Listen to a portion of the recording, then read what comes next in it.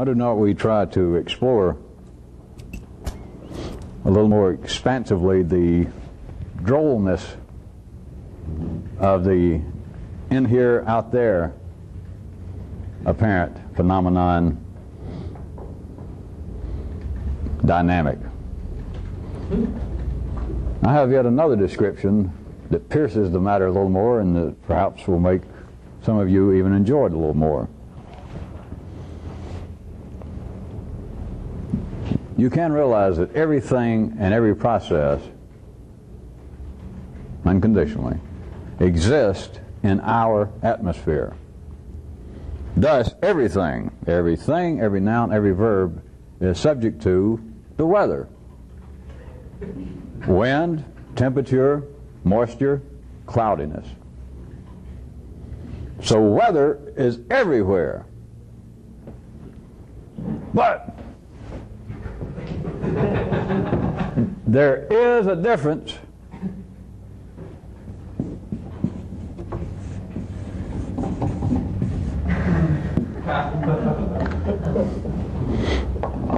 now. If any of you are following this, if you took it right quick at that point, you might think that I was beginning to hint that there is a difference between out there and in here. But Jesus, would you be dumb? All right, wrong. Okay, incorrect. Not exactly on the money. Here's what I want you to try and fathom. Start off and say there is no out there as separated from in here. We can say that. But realize that this, let's take this planet, when I say 3D world, that everything on this planet is subject to the weather. You cannot get away from the weather actually. You're alive here on the planet. The weather is part of the atmosphere. The moisture, the temperature, the wind, the cloudiness.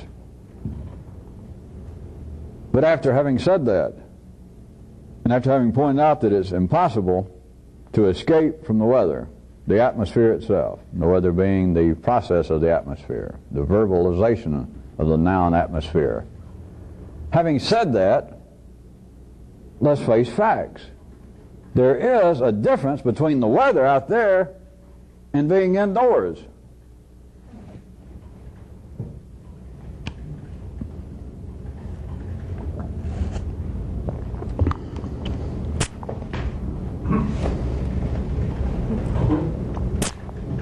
All right.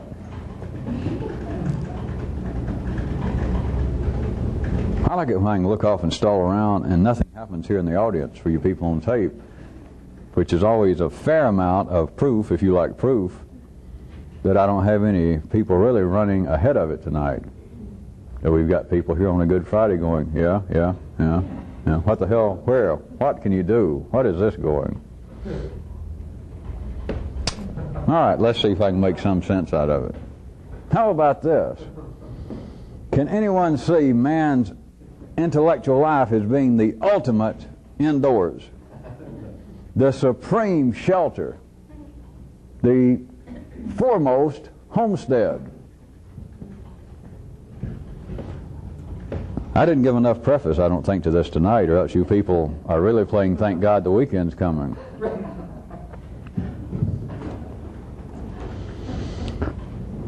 I'll try to ask you again. Can any of you see the upper end of the nervous system, the part that talks, the molecules that move around and form words and communicate in ways that are non-physical, process energies in ways that are invisible to all other creatures on this planet?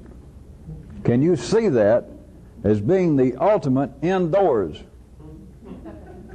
That if you talk about what is the greatest house, the structure, the shelter to protect man, what is it?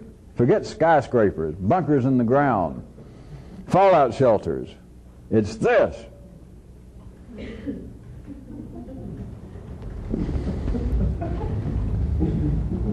I'm going to go ahead. Some of you will probably get hit in a minute then. You could look at it as being man's intellect. The process of the intelligence of man could be seen as a kind of bravado attempt to arrange a refuge of safety, power, and order. Because it can be blowing up a witch's ass out here. It can be raining cats and lizards. It can be overcast. It can be too hot. But where is one safe?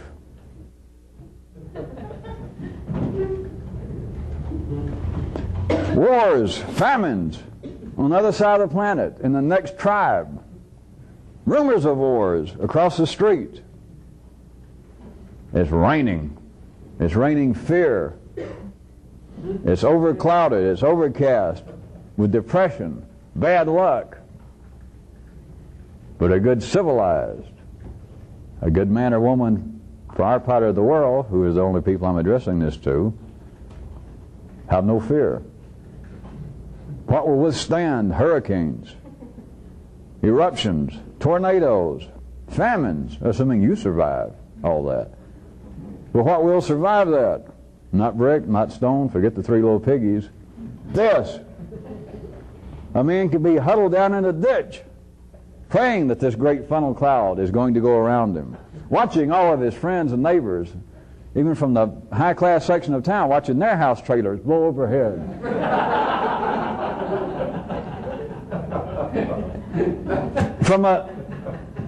As it flies by some little transistor radio, he may hear weather reports from an adjoining county saying that there are 20 more tornadoes been spotted, that the surface layer of his whole state may be stripped away. All that can take place, and him laying there. But he's safe. It may blow away his house trailer, all of his friends. His job may be gone, the factory, the buildings representing the establishments of government, and etc. But where is the safety? Where is the ultimate indoors for men on this side of the world? That is, men who are damn well fairly centered and run by the intellect, my yellow circuits. What is the ultimate indoors? Where do you go to get safe? Here, even in the midst of a tornado going by. Much less during the day. There you sit at your desk and you hear some gossip over at the water cooler that they may be laying off about 10% of us. And you start to ask, do you know which 10 or whatever? But you can always take some amount of refuge. You just go back in here. It's what ordinary people would call daydream, self-rationalization, talking to yourself that they can't do it to me. I've been here 20 years. Plus I was real nice. Look what the boss has got to remember what I gave him for his birthday last year. It is the ultimate refuge. Although there still isn't out there, come inside and sit down. Quit hanging around the doors.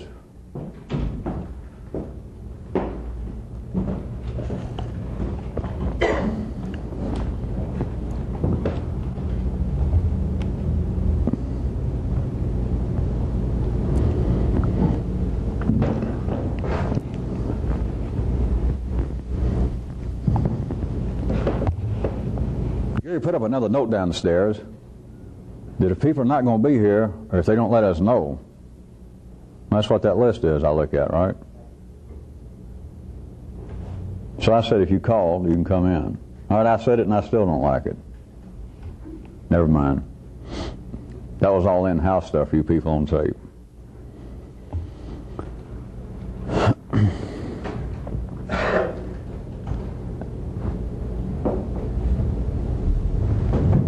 Since we are on limited time on tonight's tape on a Friday, I'm still going to try and tie in a handful of things. But try and get this basis in mind. I didn't pick this out as just some new form of verbal allegory. This is literally the best description I have been holding on to and had filed away for you people. Thus far, I find this the most verbally satisfying, and it is not as parabolical as it may at first seem. Because even though I can stamp my foot and holler there is no out there, and plenty of you have already had your own insights, and you realize to some degree the veracity of that, and you have your own feel for it at times, it still escapes the general hold of everyday consciousness. It's supposed to. Because to function at the level of everyday consciousness, which is city level, you have got to operate on the basis that everyone else does, that there is a distinction between you and not you. Or else you would not function properly in the city. You would not get your job done at McDonald's or at Merrill Lynch.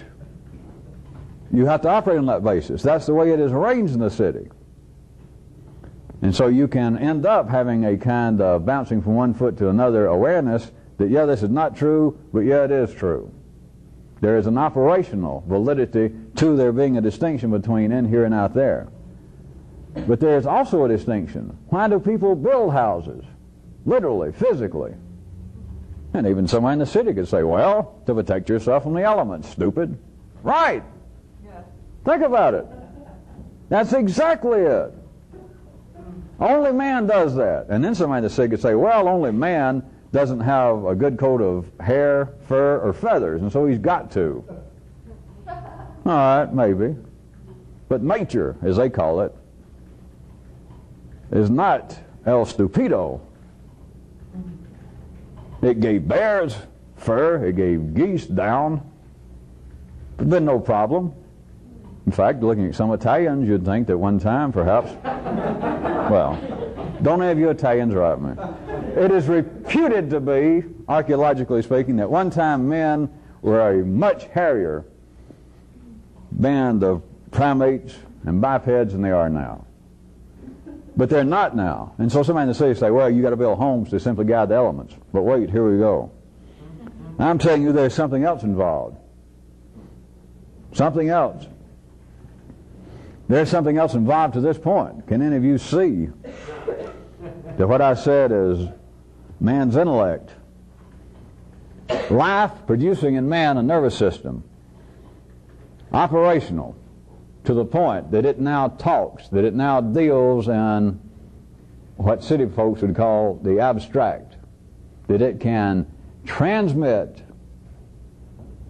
convert energy that no one can see, including himself, such as memory, conversation, noise. To see that kind of development in man as being a supreme, creating a kind of supreme attempt at a refuge, a kind of stable refuge, at least for your lifetime, and then to life, of course, to the lifetime of humanity. But in your lifetime, a kind of stable inner refuge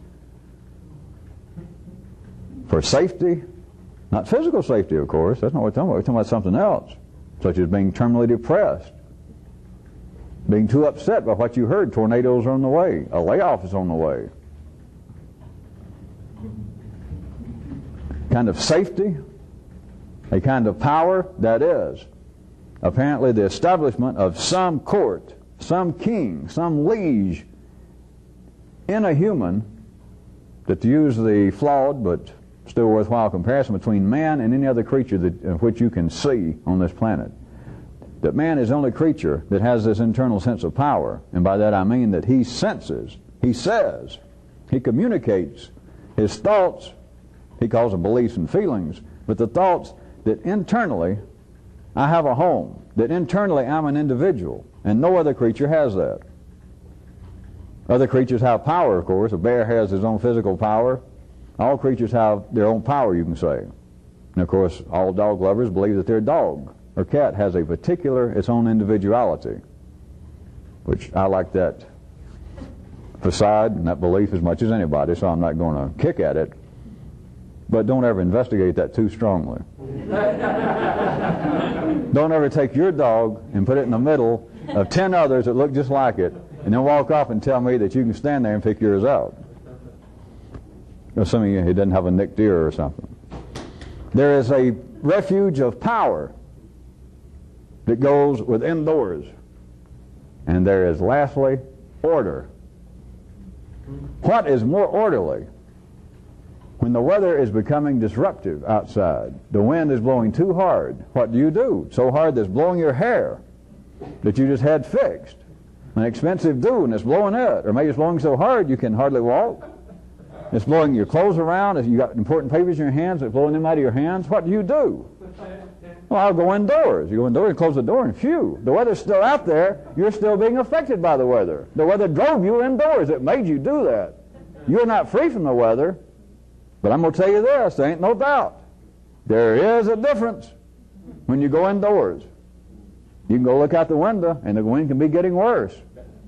You can see that it's getting worse. You may even see black clouds that look like they may be portents of tornadoes. So it's keeping you in the house. It's making you frightened. It's running up your blood pressure. Do you understand? It's like the fish in the water. You are still being driven, all right, affected, if you want some breathing room, by the weather. You are not free from the weather. There's no way, nothing you can do that you can get free from the influence of the weather. But, in spite of all that, I got to tell you, I got to admit, if you want that way, there is a difference in being indoors. There is a difference in having an intellect, having a yellow circuit on this planet is a form of the supreme attempt at shelter. Now I was going to expand it and interview a few of you are beginning to get some of it. Looked at from another scale, going in another direction, you can also see, among other possible ways that I could point toward, that all forms of tribalism, regionalism, nationalism is like a magnified version of man's need, and in fact his love of, the indoors. What's indoors? Well, that's all of us Slovaks get together, because I look up on the mountaintops there, and there's some of those Czechs. Let's all get together. Even if you're standing there in the field, it's you and this other group, the Huns against the Romans. You all get together, and it's like all of you went indoors. It's true, as they call it in the city, with religions, cultural standards, vexilliums, any kind of flag that apparently you and some other group can fly together, some standard of which you all feel as though you owe some allegiance, or under whose arm you are protected. Can you see that that is another form of the love of the indoors? You get with them, of course, physically. When you saw, if you were a Roman and you thought you saw a Hun coming around the corner, and then you thought you saw a whole bunch of Huns, it's not dissimilar. That's the kind of atmospheric, that's the kind of weather. It's a tornado. It's storm warnings. And you may not even be close to your physical home, but you run, and there's a bunch of other fellow Romans hanging around the corner there, singing a little, get a job, or whatever, and you run up, and you run up to them, and you get real close, you say, the Huns are coming, some Huns, and you stand there close together, and you're all still outdoors, but you understand, you're indoors. That is one of the sketches I can give you, you can go much further with it, of the basis of this kind of feeling that is roundly denounced in some quarters throughout history in the city, of nationalism, regionalism, the divisions caused by religion. Of course, that just shows how dumb. No, it doesn't. I shouldn't say that about poor city people. It just shows the extent of their intelligence. Shows the extent of their actual functioning, useful memory. It is a kind of seeking of the indoors.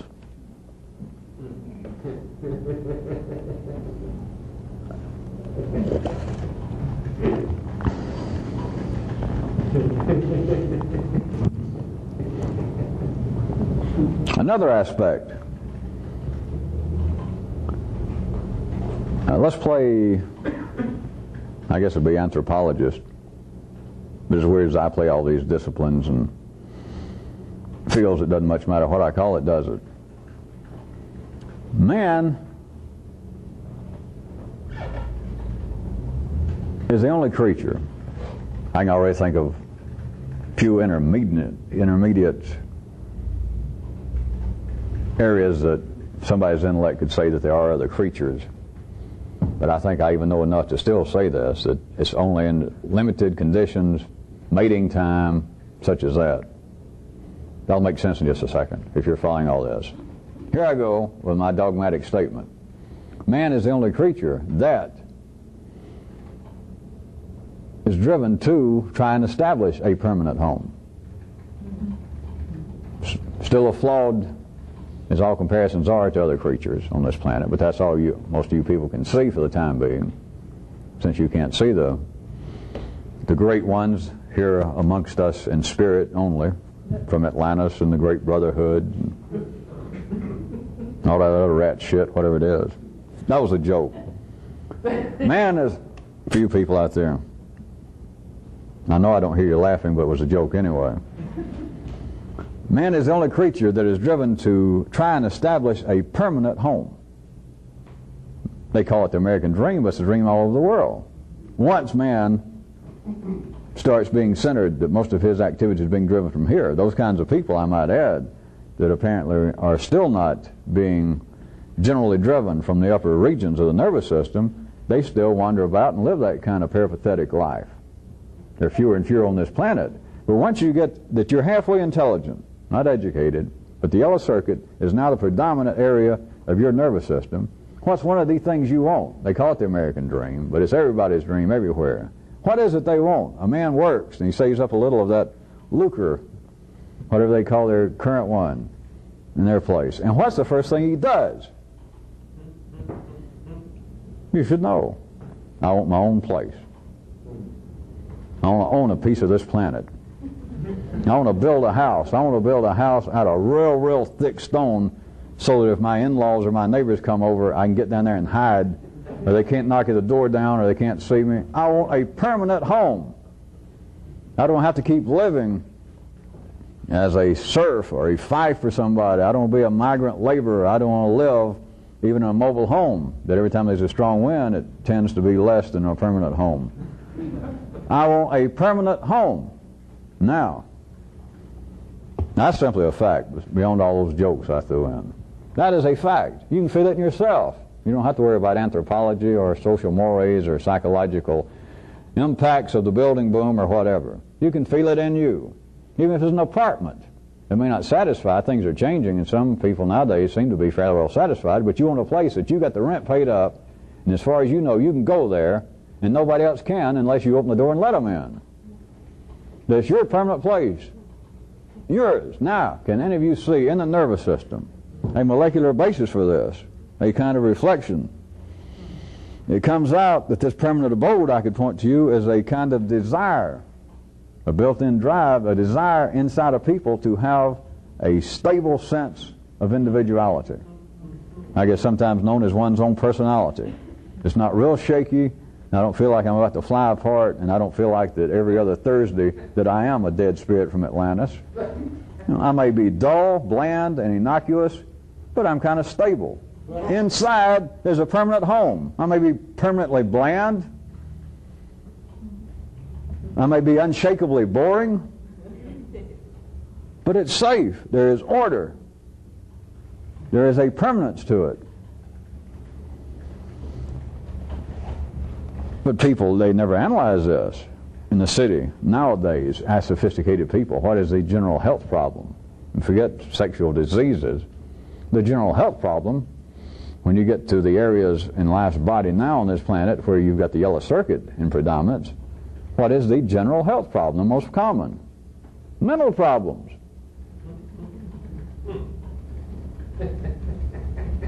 Nobody has ever analyzed. We can't even, I've hit on this before in hit and runs with you people, so I'm not going to get into what is mental health or mental illness, but how about this? This is the part that's not even asked.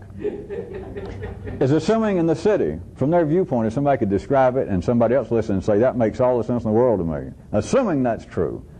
Then the question is, why does anybody want to be mentally healthy? To be otherwise doesn't kill you. Of course, if you're too far, the other people in the city may kill you, but that's another story. But being, as they call it, mentally unhealthy will not kill you. It won't run up your insurance rates. What is the downside of being mentally unhealthy? Put it back the other way, why do people want to be mentally healthy? Why do they say that that's why I joined some self-help group? That's why I even went and spent 6 months with a guru in India. That's why I took mushrooms and LSD for a while. It wasn't just to have cheap thrills. I was trying to, as they used to call it, center myself. I'm suggesting to you that they cannot analyze it in this way. But all of that desire I am putting into another format for you tonight is the desire to build a very stable, a safe, and a permanent refuge internally. To have a good indoors. That is why people say that one of the highest things on their agenda is to have a good, healthy self-image, be mentally healthy, be psychologically sound. It's all the same thing. What they're saying is they want a real good indoors. Because that's where they go for refuge. That's where they are a lot of the time when nothing's going on even. But at least at the first sign of layoff, bad news, gossip, high winds, a little moisture, it's raining, and I'm not going to get my dew wet after I spent that money.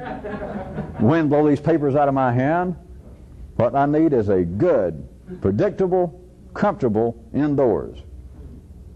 That, the nervous system needs that in man. Has anybody ever thought this? I guess physiologically they've probably come up with some idea. But you know your skull, I assume some of you do, that this is the strongest collection of calcium on this planet. It is on your body, it is on all other animals as far as I know, that the human skull, well, I guess some other primates, their skull may match ours. But your skull will be one of the last things to break. If you're going to fall and tumble down off the side of a mountain skiing, you know, femurs, shoulder blades, ribs, you know, you can kiss a whole bunch of that stuff goodbye. But the dura mater, I don't know how I knew that. The hard mother is what it's known as in medicine. Although I think it's one particular area of the skull, but I always liked it. The dura mater is what it is, the hard mother. This is the last to go. Think about that.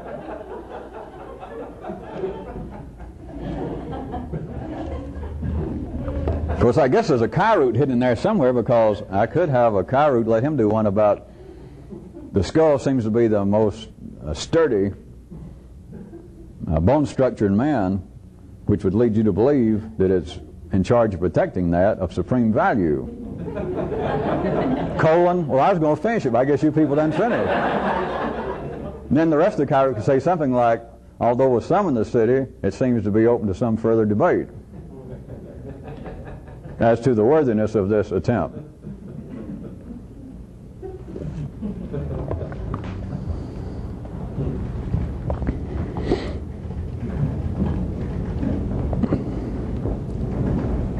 Let me see if I can twist your attention around almost a corner for another one or two aspects of this.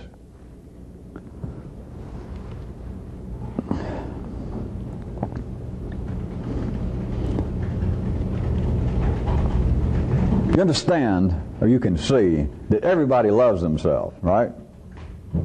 Don't argue with my words. If you're going to argue with my words, which is, then you got to argue with the blatant parade of history. Because throughout history, life had one part of its body verbally kicking out at the rest of life's body, hollering, you shouldn't love yourself so much. Everybody loves themselves. People that hate themselves, as it would be called psychiatrically, I guess, they love themselves, but they wouldn't take the trouble to hate themselves.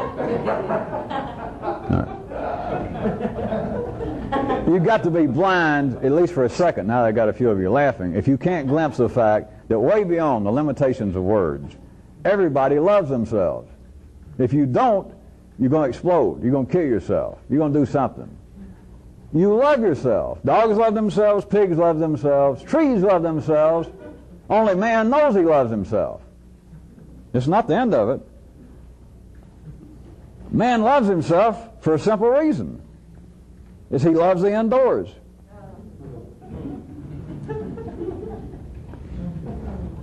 Now, I'm still talking about you have got to be, in the main, driven by the yellow circuits, which I'll assume all you people are. Even if you're ditch diggers or professional athletes, you wouldn't be here, you would not have been able to drag along with me this far. You have got to be at least just city level, functionally intelligent. Now, if you are, there are two things. You love yourself, like everybody does, but you also love the indoors, which everybody does in the city, but I'm talking to you people now. Love it. I'm talking about just love it. You got to love it. Or listen to me talk is just insanity. That would be like literally trying to listen to a tornado go by 3 nights a week. And it's just whoosh, wham, and sounds and things flying about and people whooping and crying and moaning. It would make no sense whatsoever.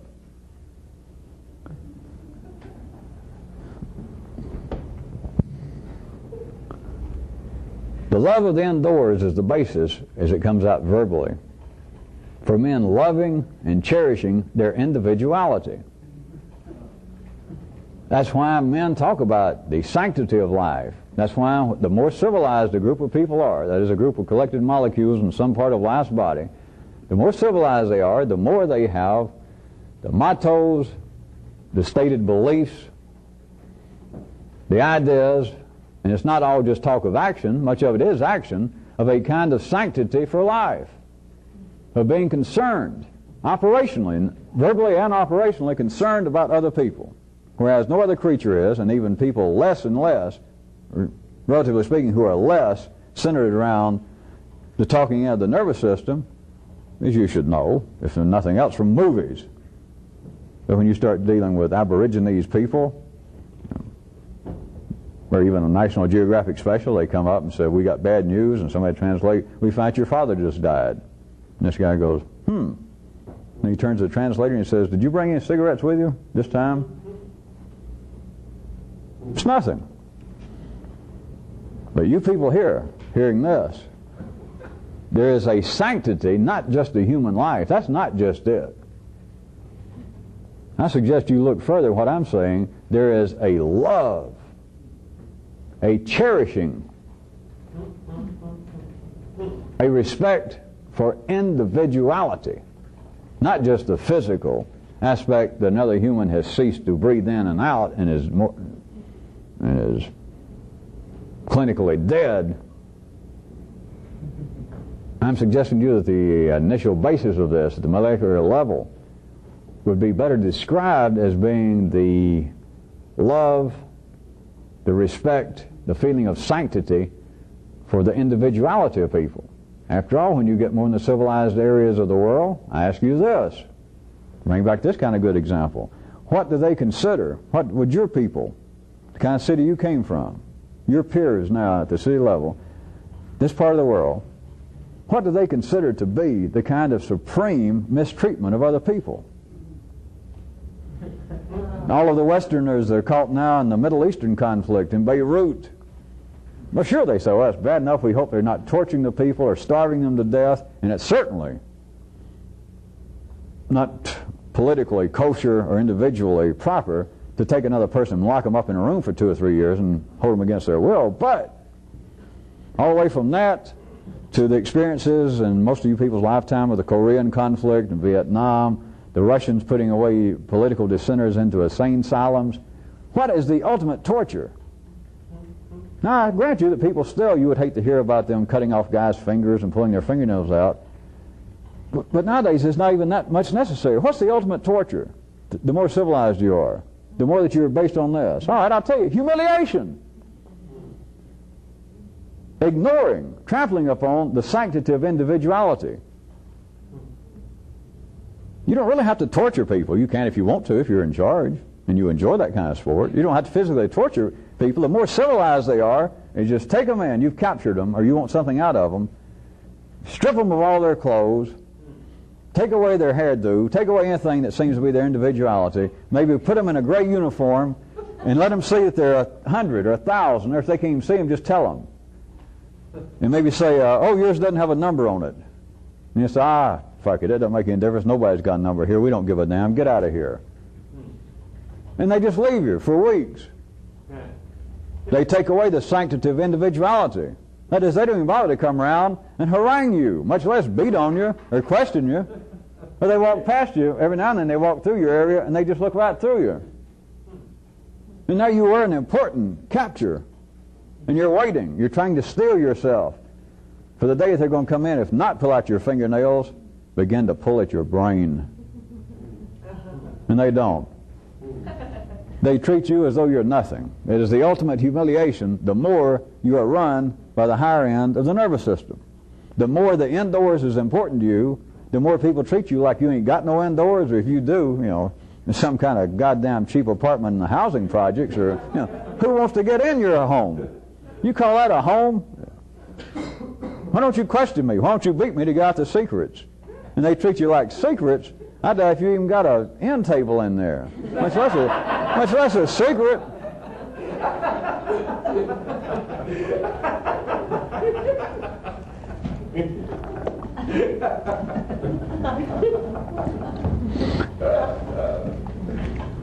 Let me repeat again before we got to turn the tape over and I try to pull you a little step further into the woods. Men love their indoors. You and people in the city. People in the city, though, have no awareness of what I'm talking about. And none of you did 30 minutes ago. And some of you still are kind of shaky about it.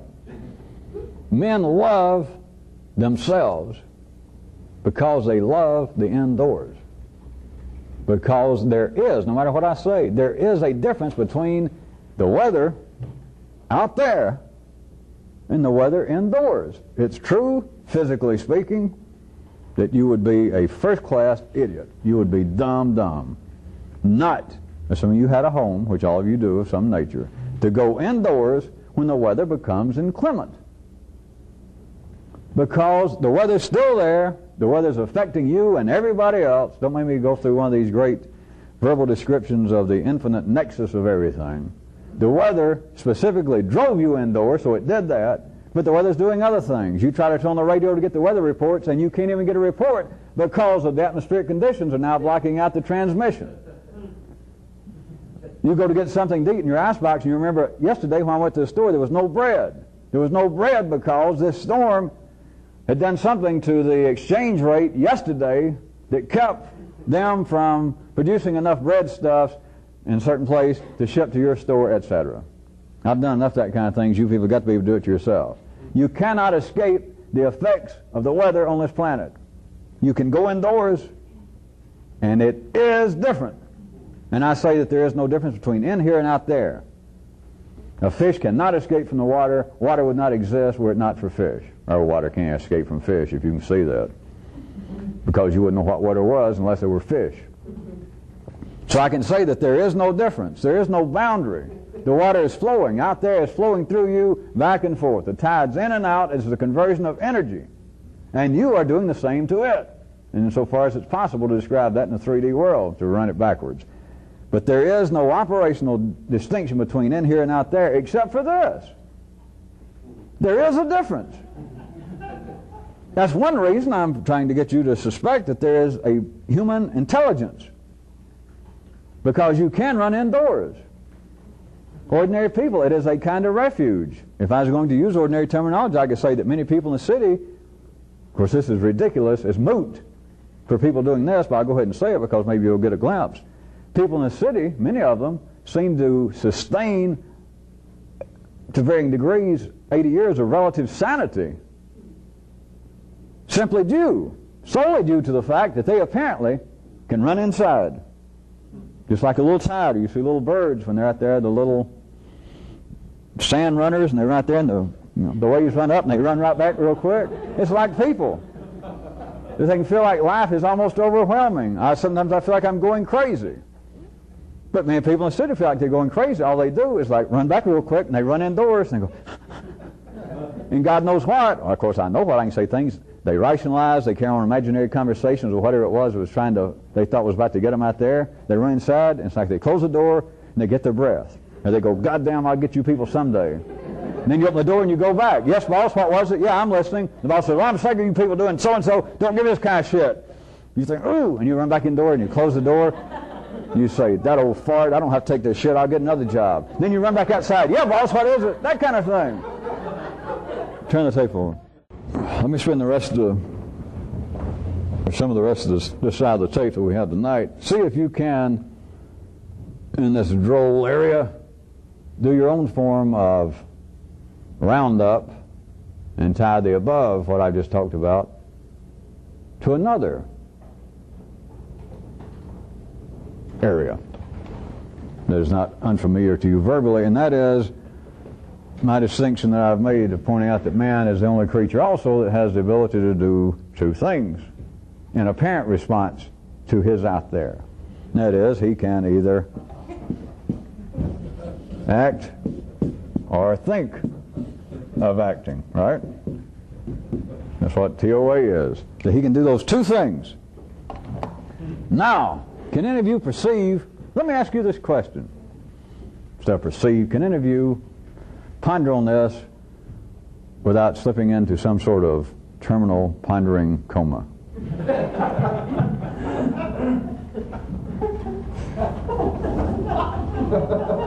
Could you see that in regards to this dynamics of the dual possibilities of man being able to both act and to think of acting, that the latter may be in place for one reason, but the latter may come into play for this reason. Let me put it to you that way. Of when the former seems either impossible, unprofitable, and either is so or appears to be so. All right, I'll run it again. Can any of you see that in this duality, this unique duality of man in the 3D world of being able to both act, which he and every other sentient creature can, he can act, but he can also think of acting. But the latter may come into play. The latter may be established and used when the former, the possibility of acting, seems to be or is impossible, unprofitable, or appears to be. That couldn't be, right? Really? Well, now, if I may speak for city consciousness, who I don't know any reason why I cannot, you'd think, well, no, that'd be a whole lot of trouble for nothing. You mean that life in some way developed man's nervous system just so that at times when either he couldn't act because it was impossible to act right then, that all of this was just so he'd have something else to do? Think about it.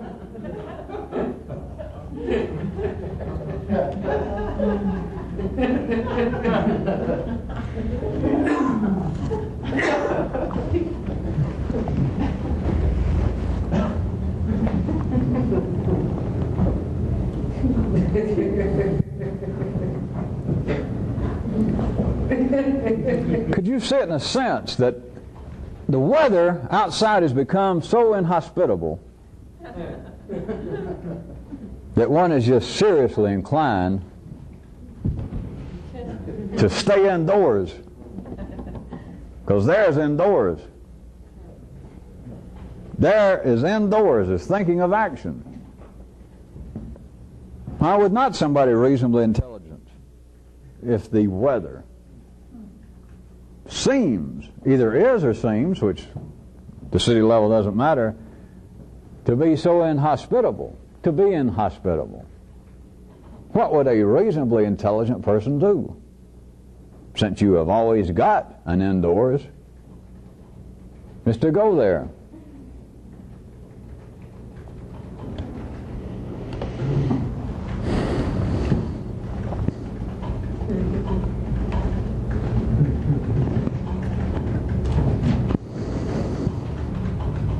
Let me see if I can give you a rough sort of aside, since this didn't hit enough of you directly. How about this time-honored idea and apparently the practice thereof of the idea, but it's talked about very freely, that if as long as two potential foes, or two foes, are sitting down discussing their differences, they're not fighting.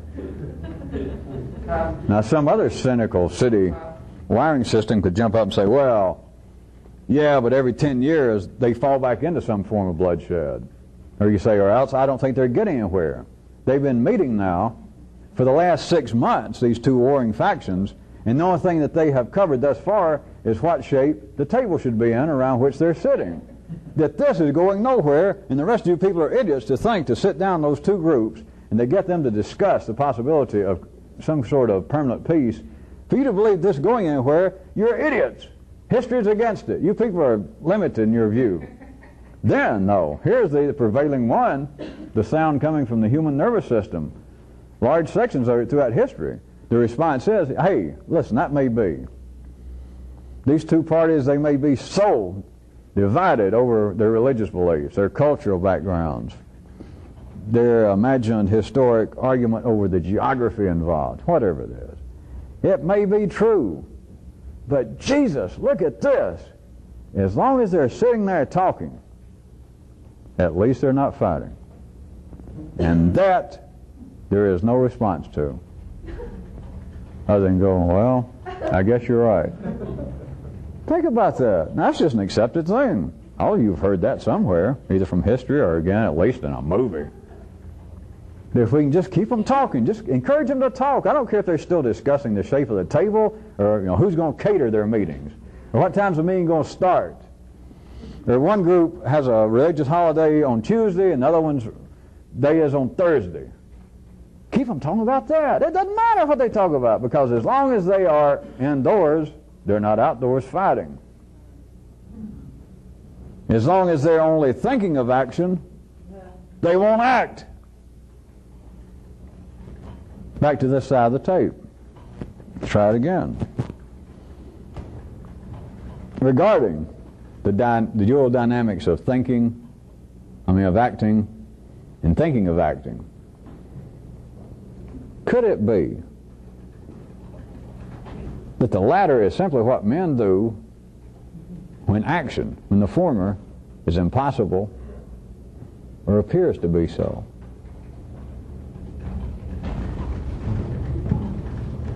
Go along, play the city's part for me now. I asked a question, and here it is. Everybody's indoors. I didn't ask you to get up and dance, those of you who agreed with that. I did not say, any of you who don't understand it, stand on your head, and those of you who agree with it, go jump out the window. I ask it as a question, which requires what? Simply that you stay where most of you are right now, is indoors. None of you are moving around. We're not dancing. You're not jumping up and down. We're not playing Simon Says. You're sitting there. I ask you a question.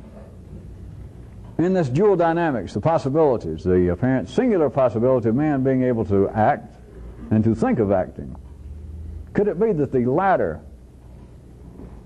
comes about when the former is impossible or appears to be so?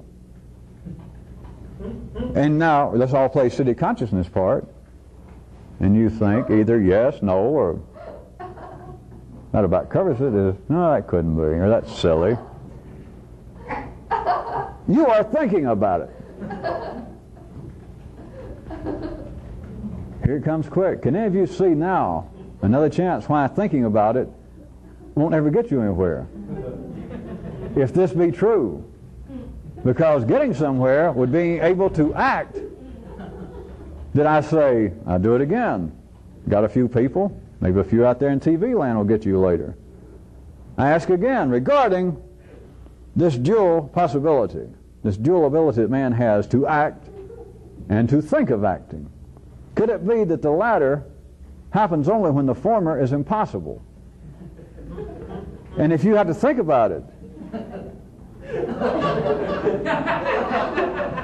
do you see that in this case, can you see the possibility, a few of you, thinking about it is that you can't act on it? That is, if it is true, I don't understand it.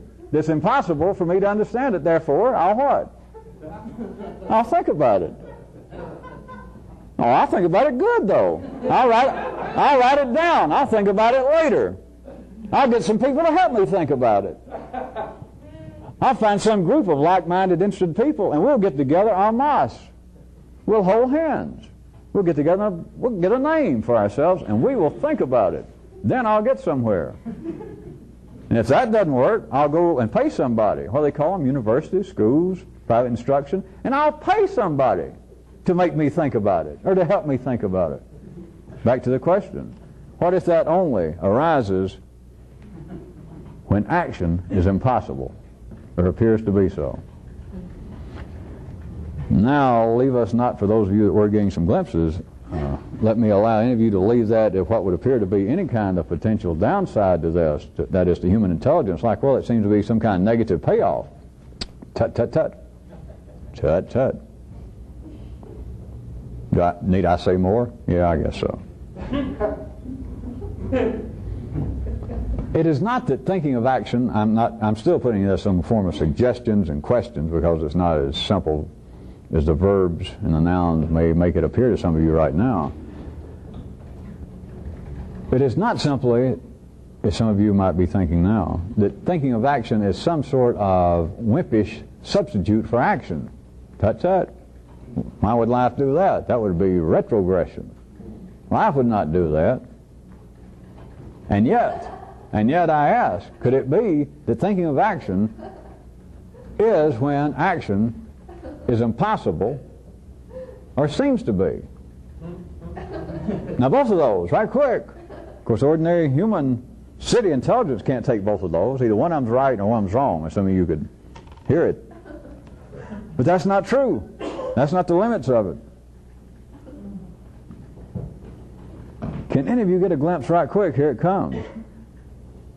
That at times, man among all creatures, if we're going, again, the flawed comparison between him and every other creature here, which we've got at least action, the general dynamics and basis of action we do have in common with other creatures. But can any of you see that one of the singularities of man is, at times he should not act? And that's true nowhere else. There is no time that a beaver should not act. There is no time that a rhino should not act. Do you hear me? Probably not. There is no time at which a beaver should not be a beaver. Does that make more sense? At no time should a rhino take a few minutes out and hippo it up. But man, what seems to be the individuality of man, what seems to be the sole creature here that has indoors, because the rest of them don't have indoors. They got a nervous system, but they don't have an indoors. If they had an indoors, they'd finally have said something. Believe me. In case any of you still think that I laugh around at city knowledge of anthropology and physiology and biology and zoology and your mammaology. If chimpanzees, orangutans, warthogs, your dog had an indoors, he would finally say, "Lighten up, Mama. No, let me out. Let me in. Yeah, Alpo again. Yeah. What time you coming back? Do you realize it's after 4 o'clock and I haven't eaten?"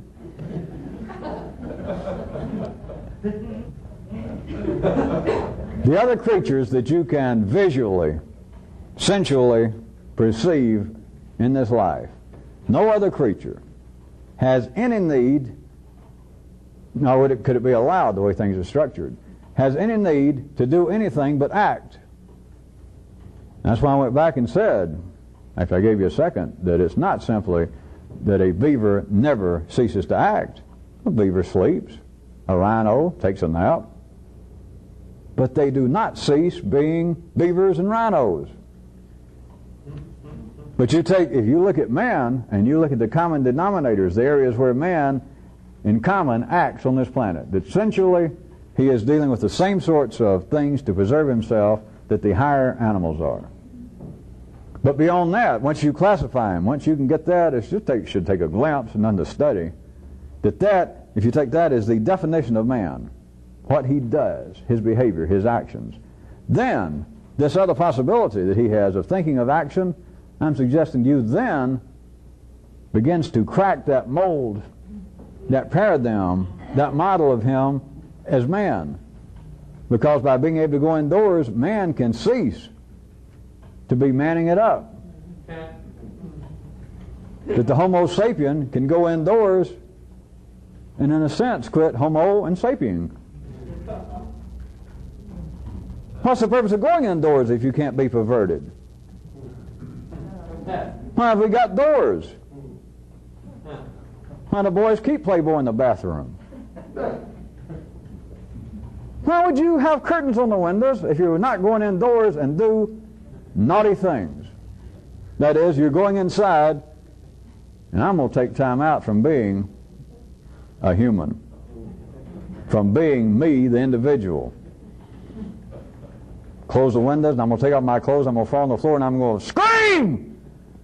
And I'm going to get pictures of my boss, and I'm going to rip them up, and I'm going to piss on them, I'm going to throw them in the toilet. I'm going to lay here on the floor, and I'm going to guzzle as much gin as I can before I throw up and pass out, and hope I don't wake up until late Sunday in time to clean up and go back to work Monday. And nobody knows, and who cares, and you know, it's indoors. And it does not have to go to that extent physically, of course, back to the kind of example I was giving you earlier. You can go indoors, that is, think of acting. The boss says, "By God, Perkins, I've told you if you come in late again, you're going to be fired, damn it." Boss, I know that. Let me explain. And indoors, you run, you slam the door, and you say, "You fat son of a bitch." You think of acting, because acting is impossible. Face it. Don't make me explain all that. You can't afford to lose that job. Acting is impossible. And there he stands, sweaty, cigar breath. He says, "I've told you if you're late again, you're going to get fired. You're this close to being fired." What's the proper action?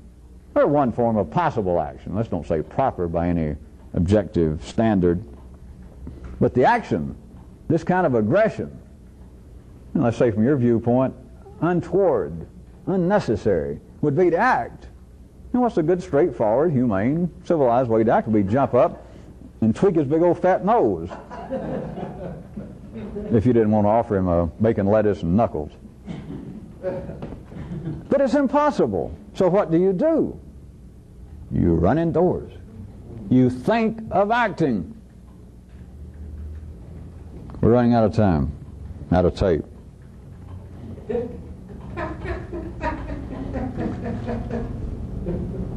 Even though I have tried tonight in our limited time tonight, which is just as well, as it turns out. Even though I'm telling you, in a sense, that there is a difference between out there and in here, although there's not, remember that. Because out there drives you in here. You can't get away from the atmosphere, you can't get away from the weather. Remember the beginning of this tape, start it back and write it again. But there is a difference in the weather in here, right now, and out there. Or else people would not love the indoors, people would not love themselves, you would not go in here. You would be a total man of action. You would be a non-thinking, fucking, drinking, gourmeting, gouging, thieving, trampling. In other words, kind of like an Alabama bricklayer, I guess. You would be that. Your idea of culture would be set fire to it.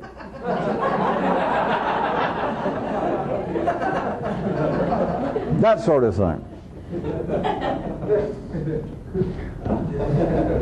Even though there is a difference, what I was going to end this with tonight is to point out to you again, I guess a little coda about the real revolutionist, someone attempting to do this thing. You've not only got to have a full, firm awareness of how this is, the situation, but you have got to be able to diminish to the point of almost oblivion the kind of 3D walls that define and that separate your indoors from everything else. As always, you'll have times you will use it. You'll have times you have to use it to play in the city. You'll have times it would be in your best interest to use it. But it's got to be the point that you can understand and see what it is and how it is structured. And then for your revolutionary activities, that is to increase, to find an alternative way to be intelligent, to find a new way, you've got to be able to take the walls, the doors that you and everyone else is wired up to have between you indoors and the weather. And when you need to, diminish it to the point that you can just make your walls and your doors become molecularly like Swiss cheese, that the weather just comes inside. There is no difference. And whatever's inside of you can go out. But looked at from the way that people have to, it's like the weather that is the great outdoors, hell is my great indoors.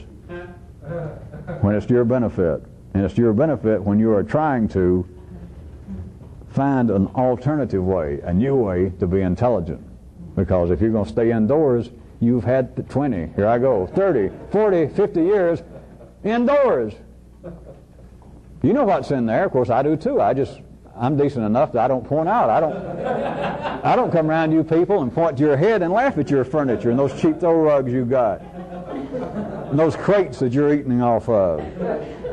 Those cheap prints you got on the wall that you think are great art. And plus there was such a great deal there from the guy in the service station lot. But you've had years there of being inside. Did you learn anything? I don't care whether you thought that your main room inside was a library, whether it was a religious shrine. Did you learn anything? The answer is no. Did it help you? No. It is safe. It is predictable.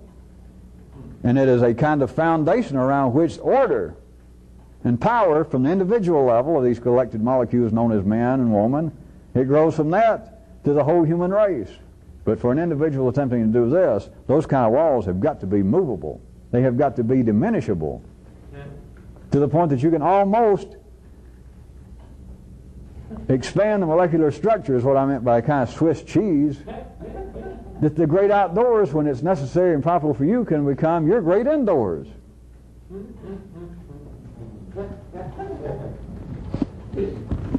That's the end of the public tape.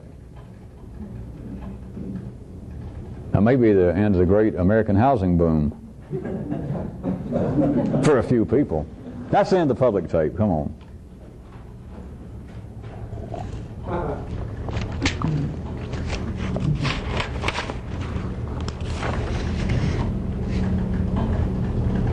Since when is anecdotal not spelled with an X? Oh. That Kyrute, I don't know when that boy's going to learn to spell any better. Are we back? We're back. I just wanted to say, because I still get mentions, that's not the only reason I wanted to say it anyway, so I'm going to. I still, but I'm the only one that knows it, so we still get 5D'd behind.